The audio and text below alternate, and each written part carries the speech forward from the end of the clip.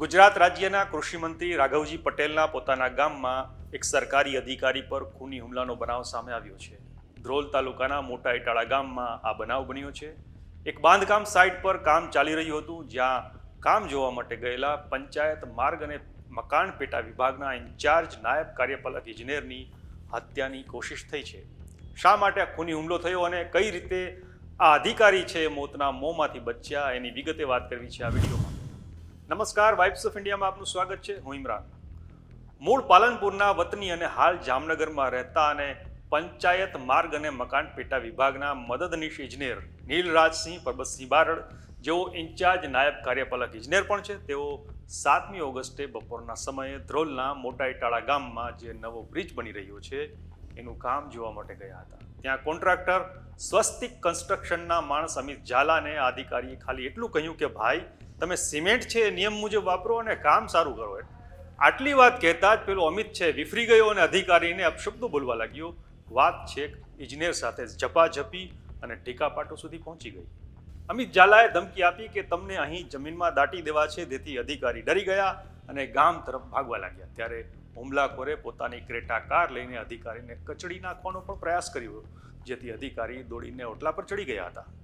દરમિયાન અમિત ઝાલા અને તેના 6 થી 7 માણસો લાકડાના ધોકા સાથે દોડી ગયા અને આડેધડ અધિકારીને મારવા લાગ્યા, જેમાં અધિકારીને હાથ, પગ, પીઠ અને માથાના ભાગે ઈજા થઈ હતી.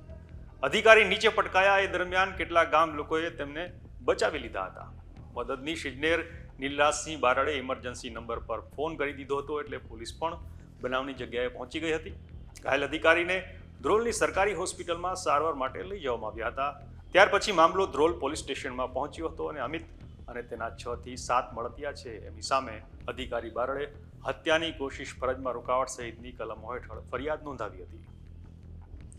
આ બનાવ વિશે વાઇબ્સ ઓફ ઇન્ડિયાએ જ્યારે મદદનીશ ઇજનેર નીલરાજસિંહ બારડ સાથે ટેલિફોનિક વાતચીત કરી, ત્યારે તેમણે જણાવ્યું કે મુખ્ય આરોપી અમિત ઝાલા છે એ કોન્ટ્રાક્ટરનો સગો છે. આ લોકોએ જ્યારે હુમલો કર્યો ત્યારે અધિકારીને એવું લાગ્યું કે હવે તેમની હત્યા થઈ જશે, એટલે બનાવ સમયે તેમણે એક વિડીયો ક્લિપ ઉતારી લીધી હતી અને જ્યારે તેઓ બચવા માટે એક વાડીમાં ચાલ્યા ગયા હતા અને ત્યાંથી પાછા ગામમાં આવ્યા ત્યારે પણ આ હુમલાખોરો તેમનું કામ તમામ કરી દેવા માટે પાછળ દોડી આવ્યા હતા. અને એ સમયે અધિકારીએ ગામ લોકોને કહેવું પડ્યું કે ભાઈ, હું એન્જિનિયર કક્ષાનો સરકારી અધિકારી છું અને આ કોન્ટ્રાક્ટરના લોકો છે. આવું કહ્યું ત્યારે છે ગામ લોકો તેમને બચાવવા માટે વચ્ચે પડ્યા હતા અને આ રીતે અધિકારીનો જીવ છે બચી ગયો હતો. હવે પોલીસે આ બનાવની તપાસ શરૂ કરી દીધી છે. આ વિશે આપનું શું માનવું છે અમને કોમેન્ટ કરીને જણાવજો. આપણે મળતા રહીશું વાઇબ્સ ઓફ ઇન્ડિયા પર.